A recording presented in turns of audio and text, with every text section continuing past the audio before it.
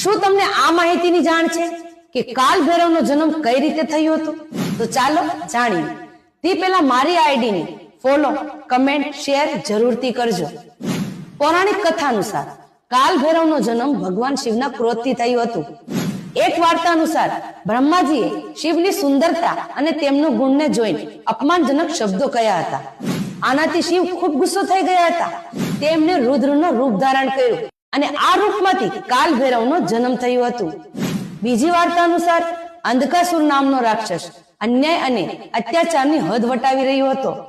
એકવાર અભિમાનમાંથી તેને ભગવાન શિવ ઉપર હુમલો કરવાનો પ્રયાસ કર્યો હતો. ત્યારે શિવના રક્તમાંથી ભૈરવનો જન્મ થયો હતો. કાલ ભૈરવને દંડપાણી પણ કહેવામાં આવે છે.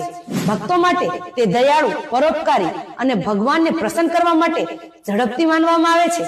તે સમયે તે અનૈતિક કૃત્યો કરનારાઓને સજા પણ આપનાર